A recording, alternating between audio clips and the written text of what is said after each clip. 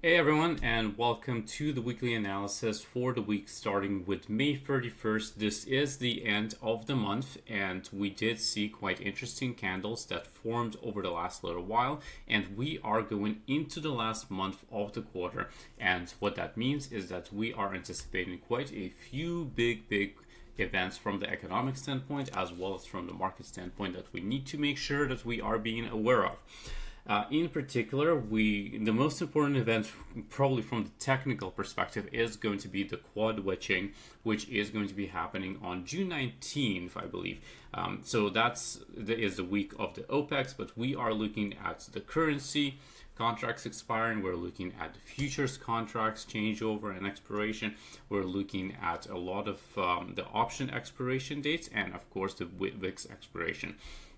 Usually on those weeks, we do see quite a bit of volatility entering the market just from the technical standpoint. On top of that, we have a SpaceX IPO coming out on June 11, June 12 timeframe. So that is a target date at the moment, and that is naturally going to be affecting the market dynamics from the perspective of the space, but also the complication being included into NASDAQ right away, which means that the funds would need to reallocate their money to different types of positions, potentially sell off some of the things so that they are able to add SpaceX into their portfolios. On top of that, there is another complication, is that SpaceX is actually a combination of multiple companies that are under Elon Musk, including the XAI as well as the Starlink. And out of all of those companies, of course, as you know, Starlink is the one that is making money. So a very interesting dynamic from the IPO standpoint, and naturally that's also going to kick off a little bit of that conversation about IPOs around Anthropic, but as well as OpenAI that are slated to come in a little bit later in the year. Other than that, we are continuing the conversation around the war around Iran and the US, and that naturally is somewhat being signaled that it's coming to a resolution, but we will see how things naturally are going to be coming through over the next little while. From the economic event standpoint, this week is quite an interesting one, but if I were to summarize it with one word, it is going to be employment. So we're going to be looking at the non-farm employment changes as well as some information on manufacturing, but we're also looking at employment change in the US and Canada. We're looking at non-farm payroll, NFP on Friday. We're looking at unemployment rates. So all of that information is going to be taken into account as we are looking at the interest rate in particular. And why do we care about interest rates is because that tells us about the money supply. So from the perspective of the market, what we naturally are going to be looking at is what is the probability that we can have a rate cut? And if the US economy and labor market is not doing too well, then the Fed is much more likely to go ahead and actually provide a little bit of the liquidity into the market via lowering the interest rates. So currently we are looking at the hikes actually right now, and I'm just looking at the Fed Watch tool. Probably in 2027, so that's when the potential hike is slated, and that is of course based on the assumption that the economy is going to be resilient, so labor market is going to be strong, and that ultimately the inflation is not going to pick up and continue to pick up because of X. So I updated some of the expected moves as well. We are moving into the charts and we're looking at NASDAQ right now. And over the last little while, over the last month, we essentially added 3 times what we were expecting for the move over the month of May. So that is a absolutely great performance. We're looking at about 3.5% and ended up at about 10%, which is just absolutely great. So right now we do have an updated move right here, and it is the upper move is at around 3,100, 500. And the lower move is at around 31,882, and lower move is at around 29,136, which is once again, like a lot of people are talking about, hey, this is the 9th week in a row that we are continuing to go up very strongly. But you do have to remember that it's not that the market is going up just because it wants to go up. There are real catalysts in the markets that are pushing the market higher and higher and higher as we are moving forward. What is interesting in here, we're coming to the end of the quarter, and we do have the upper quarterly expected move at 25,945, and we do have the JPM collar high at 24,952. If you remember, I have established these at the beginning of the quarter, and typically what you do see is that they act as a magnet for the market to potentially come down to these level at some point to either establish a wick, pick up some liquidity, and even in here you can see that there's tons and tons of liquidity is around this level right here where the JPM collar is. That actually would not be a nice thing to do for us to come down here, but that being said, we do have to recognize that there are some concerns that could potentially materialize as we move forward into the month of June. Historically, the month of June typically tends to be a little bit of a less volatile type of environment, but you do have to remember for why the market would come down here is not necessarily because of any type of economic events or any type of earnings. We are out of the earnings seasons and companies did very well, but usually it would be because there are large positions in there that need to unwind, and for them to unwind you need to have a price at a certain level.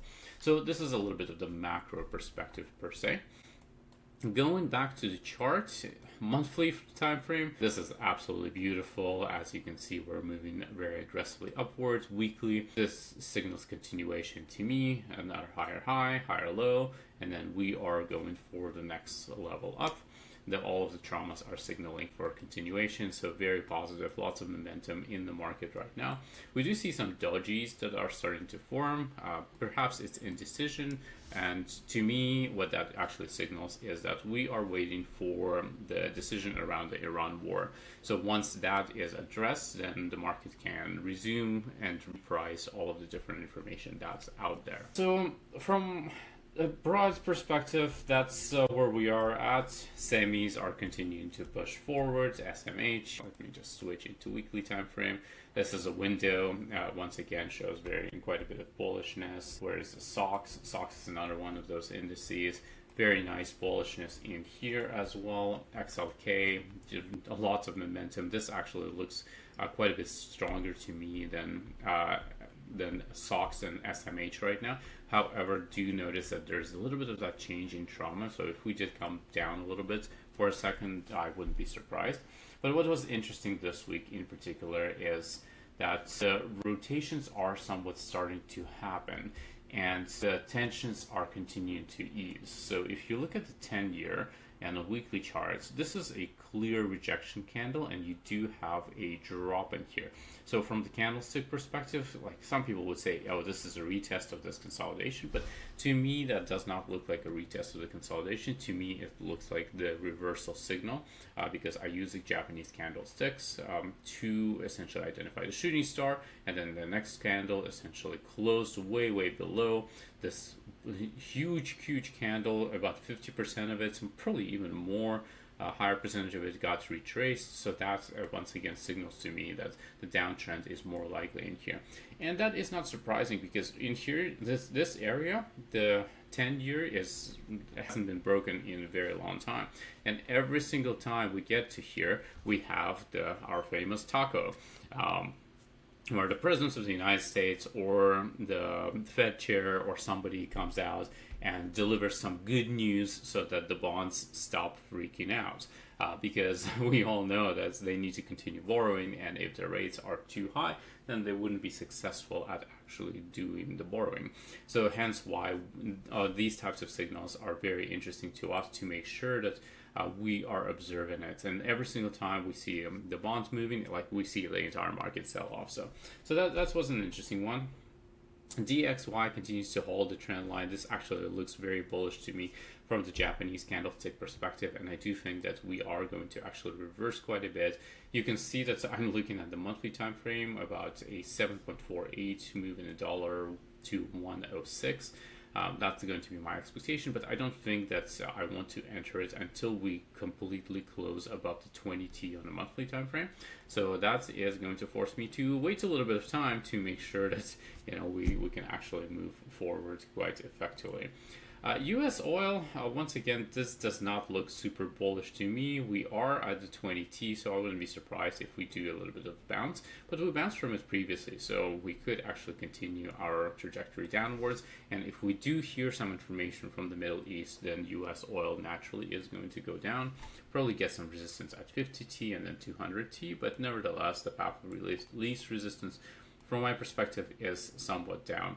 Although this could be a pennant, and that also allows us to consider the other direction, so going upwards in this particular case. So from the next perspective, IGV, which is the software sector, it's, if you remember, I called it out quite a long time ago and had to sit through all of this movement, but it ultimately started moving. We're looking at about 25%, 20% already in here, and this thing is just going absolutely ballistic. I actually would not be surprised if we get all the way to the 117 level and potentially even above that. We do have quite a bit of liquidity in here, so we'll be watching for a reaction. But if you are riding this, then this is a good opportunity for you to continue riding and just trailing your stops as we are moving forward. Also, another one that of the interesting names is TAN. We've been riding it for quite a bit of time, pretty much a month, and it did hit the target. So I hope that you took some partials, but it did not break the uptrend yet. So what I'm looking for is a continuation in here. Took some partials on the position, but I'm going to continue riding the rest of it so that I can increase the value of my portfolio. So right now we're looking at about 22% return over several weeks, and that's not bad. That's not bad. Like most of the people are not making 22% in a year, and in here we have the TAN moving very aggressively and very nicely. So around some of the additional names that have crossed my radar this time around, Figma is continuing to move, and Figma actually looks very, very nice to me. Currently, we do have very bullish order. This is the cup and handle. If you haven't entered it just yet, there's still an opportunity, and we do have like a little bit of that break of structure in here. So how I would structure the trade is probably like this. So entry right away, cup and handle. We do have a good structure in here. Holding point of control, your risk is about 19% drop, and that's because you have a window in here, and windows should protect you from any type of downtrend. And then from here we are looking at the next liquidity level, so that gives you about 109% gain, and that is for 5.5% R. The only thing that I'm not liking in here is that 20T is not above 50T just yet, but you can see that it might be attempting the golden crossing here. What I also like in here is that these spikes in volume, so very high volume in here. We also have another high volume candle in here. So that suggests to me that buyers actually want this thing. They actually want to get into Figma, and that's why it's a great opportunity. So ALM was another one. Tried to break out, didn't quite make it, potentially coming back for a retest, and we are going to see how that actually turns out for us. Hasn't truly triggered just yet. Want to definitely see a little bit more trauma curving up, but for now, maybe I'll just, I don't know, like maybe I'll just put an alert in here at the top of this wick, and then once we pass through it, then that gives us an opportunity to move up. But for now, I just want to make sure that I'm clearing the screen so that I don't have too much in here, because as you all know, my philosophy is less is more. NVIDIA, people are panicking right now, and they're all referring to these candles, and this is not the best formation here. This is a clear reversal signal. In Japanese terminology, this is called a dark cloud cover, but nevertheless, they don't necessarily need to work out every single time.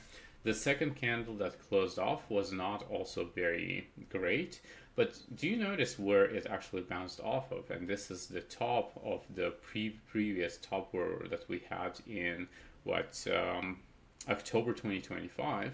So that potentially can be acting as support from now on.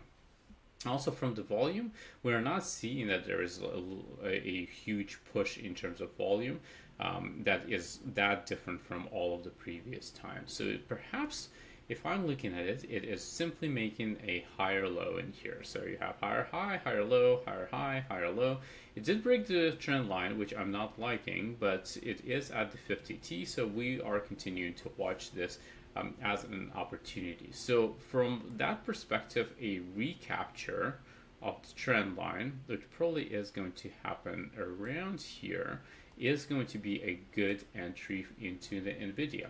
We're still looking at about 19.8% improvement over a 4.5% risk, and this is a 4.4% opportunity, which is great.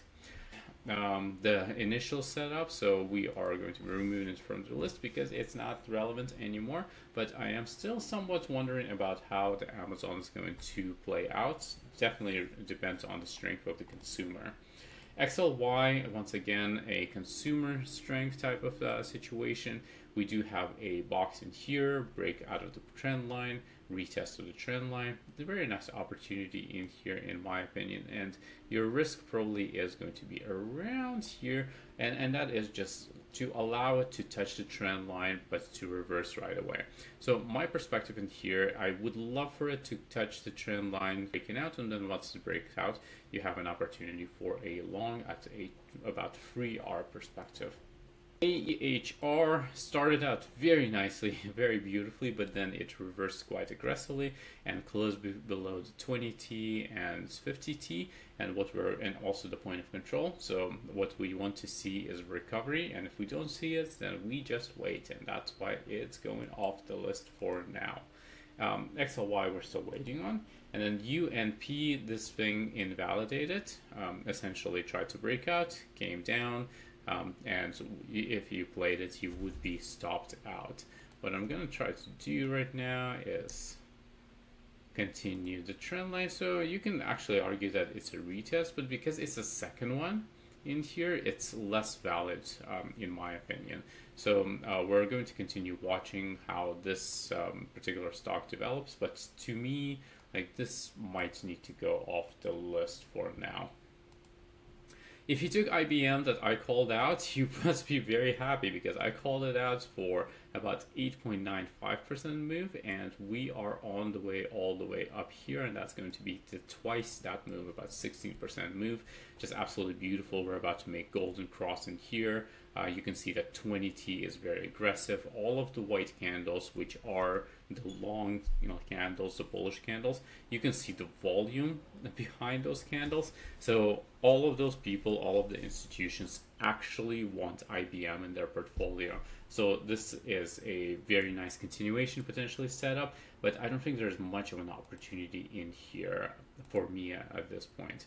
RBA is a clear breakout in here. We are seeing quite a bit of bullishness in here, and what we do want to see is essentially move all the way to the next point of control, which we covered this point of control. So I would imagine that we could probably enter, even if you enter right away, you're still looking at 2.79 per R risk return ratio to or return ratio to the risk. So for every dollar that you risk, you're expecting to make $2.79. PSX, which is one of the XLE type of situations around the oil, naturally as the tensions are easing, things are coming down in here, and we're still waiting for it to validate any type of upside, so I'm going to remove it from the list. CSTM did very well. This is one beautiful wick. You can see how once it dropped, the buyers stepped in and completely supported this price. They essentially wanted to continue to go higher, and from my perspective, this is absolutely wonderful. There is quite a bit of resistance around here, so I'm not surprised that we are seeing a little bit of a dodgy, but it is an opportunity for you to actually, like, once you see strength like this, the opportunity is to continue going into the position and making that money. So even if you were to enter above this previous week's candle or previous day's candle high, you essentially are repositioning your risk reward, and you're looking at about 2R for CSTM. Kinetic unraveled in the opposite direction, invalidated completely, removing it. OUSD started breaking out. This is a weekly chart. We essentially are looking at a very nice breakout already through halfway through, so there's no way that I'm going to be entering, because my rule is that if the price already moved about 20%, then I don't enter into the position, so removing that. And I do have some free names in here and then terrific AAA setups that is going to give you additional 6 names if you do subscribe to the premium channel, the VIP channel on my Substack. So that's where it is going to be located. But of course, I want to make sure that I'm giving value to you all in the community, and I'm going to present you with a few additional ones. The first one is Big Bear AI, or I like to call it bye-bye. In here, once again, we do have a very nice move. You can see this beautiful candle on a weekly time frame, on a daily time frame. But I'm not liking is this reversal candle right here. And while some people might think it's a continuation candle, what I'm seeing is the volume in here. And usually when you see dojis with this volume, there is a good chance that there might be a little bit of that reversal happening. So what we could potentially do is formulate the idea of 50% retracement down. We move the stop loss a little bit lower, probably below this wick right here, to continue confirming the trend type of scenario. And then we wait and see whether we can go all the way to the highs. So quite a bit of bullishness, but you also see the balance with bearishness. So that would give you about 3R type of setup. This is not my favorite setup, but it's worth mentioning in here. IBKR is another one of the setups that's quite interesting right now. What I've noticed is that a lot of people are saying it's like, oh, financials, they kind of suck right now, but not all of them suck. A lot of the financials that suck are connected to debt and companies that are more focused on investments, more focused on transactions, more focused on actually collecting the fees from all of the different transactions, like IBKR, which is a broker which I actually use for my own trading. They are performing quite well, and that is because a lot of people are in the market right now. A lot of retailers in the market, and a lot of the institutions are in the market. So that means that we are paying commission fees, and those companies are benefiting from that. So you're looking at IBKR doing well, NASDAQ is doing well, Goldman Sachs popped up on my radar, as well as JPM Collar. And what unites all of those companies is that particular sector that is focused on investments and trading within the market. So definitely worth checking out in here. We do have a daily box, nice consolidation, very strong volume. Like, look at this volume in here, absolutely beautiful. And we're looking at about 2.5%, 2.5R move for about 14, almost 15% in here, with a risk of only around 6%. ServiceNow is another one that is absolutely beautiful. As I mentioned, IGV is one of those sectors that is super supported and is essentially looking for the money rotation out of other sectors, and we are seeing it in volume very effectively. Like you can see, like, you can't make this stuff up. This thing has higher volume than this one, and this indicated a reversal. So for one, we do see quite a bit of bullishness support just across the board for the IGV sector. So what that means is we're talking about ServiceNow, Microsoft, Palantir, Workday, QuickBooks, Intuit, all of those companies right now that are in the software space are getting a bid from the institutional players, and they have been beat up. If you believe in earnings and multiples, they actually are doing quite well in comparison to a lot of the semis or photonics. So that allows for a lot of traders and investors to think about, oh, like, let me park my money in here, and the price starts moving. Naturally, everyone is benefiting from that who is investing, and so then they're going to drive it up and sell it at the top. So ServiceNow and IGV sector more generally looks absolutely wonderful. So all of that being said, I would say that my position right now is bullish. On the market overall on larger time frame, I haven't seen any invalidation. There would be invalidation if we actually went down to NASDAQ on NASDAQ, say, quite significantly, and quite significantly on the daily basis. That would be taking this low in here at 28,656. So from that standpoint, we actually would move down quite aggressively, even lower. But we're still above gamma, we're still above all of the MAs, and the market is telling us that it wants to continue chugging a little bit higher. So that is, make sure that you are positioned well and that you are protecting your capital at the same time. And of course, if you want to find out more about those amazing setups, the other six terrific AAA trade ideas, which are really, really, really good, make sure that you are upgrading to the VIP channel so that you are able to benefit from those. And other than that, if you have any questions, let me know. And cheers, have a great Sunday, and I'll see you very, very soon.